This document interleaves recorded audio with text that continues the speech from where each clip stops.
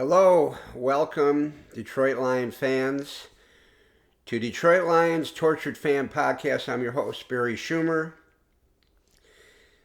Tonight is July 11th, 2026. We are exactly 2 weeks away from the opening of training camp and about 4 weeks away from the first exhibition game at Cincinnati, August 13th. Tonight I'm going to do something a little different. Instead of just telling you about all the tortured moments and I don't believe it moments that we've had to endure over the last 69 years, I'm going to start with some of the reasons we love watching Lions football, why we love this team.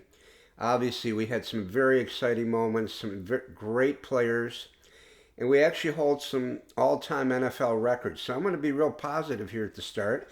I'll still give you my next three tortured moments before the end of the show. But, we're not all masochists. Some of us are. There are obviously some great moments and some great plays that we really enjoyed watching these games and watching the team, even though we didn't have a great deal of success in the playoffs, obviously, and have never made it to the Super Bowl. So let's start with Matt Stafford, who I still consider mostly a Lion. He had most of his career in Detroit, now with the Rams. Stafford right now is sixth all-time in passing yards. It was 64,516. If he makes it 2 more years, he's obviously playing this year, and they got a great chance to get him his second Super Bowl ring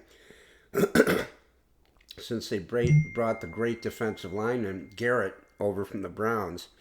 I mean, they're going to probably be a favorite in the NFC.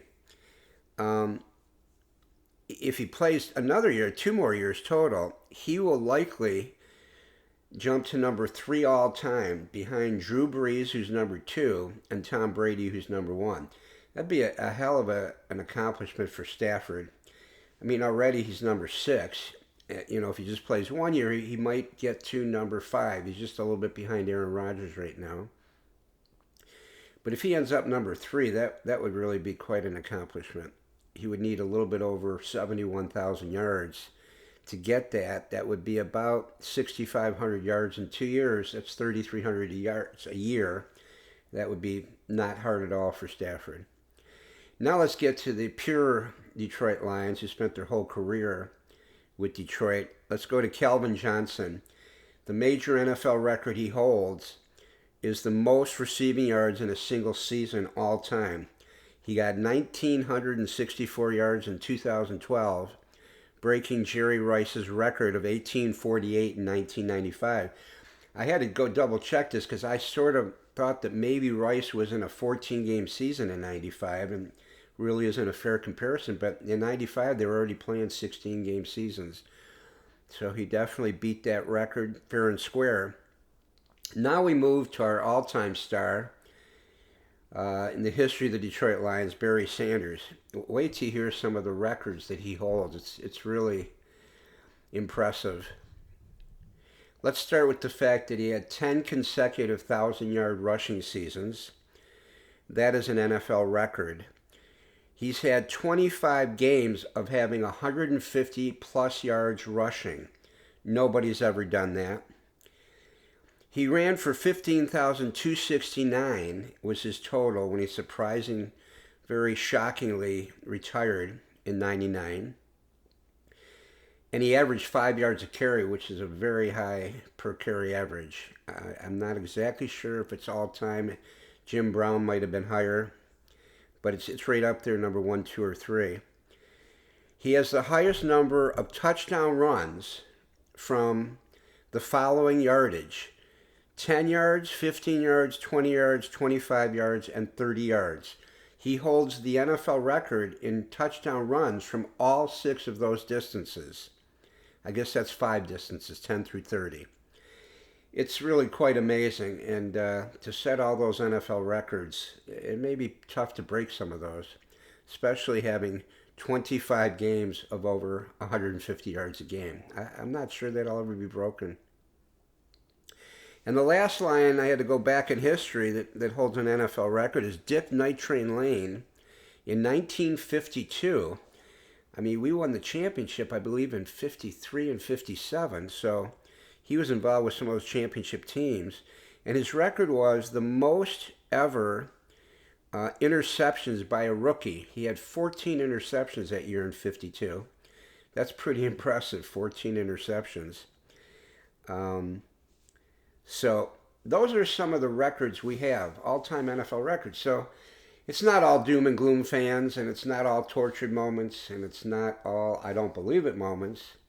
It's just mostly those moments. We did have a lot of fun as I watched the team from 10 years old to 70. But there was too much heartache and torture, I'm sure you'd agree. So there you go. That's my effort of being a little bit more positive tonight as we move closer to the start of the season. Now, I've got my next three tortured fan moments, and that will be, we're going to go backwards again. Number 30.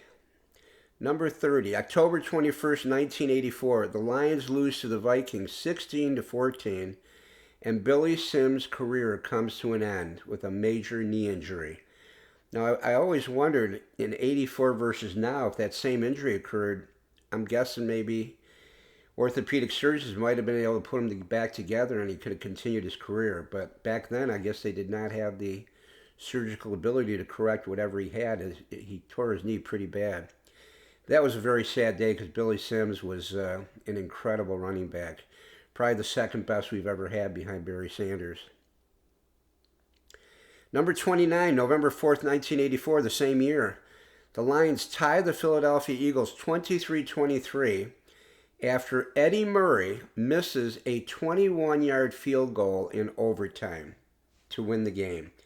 Now, a 21-yard field goal means they were at the 4-yard line, and the ball was snapped to the 11-yard line.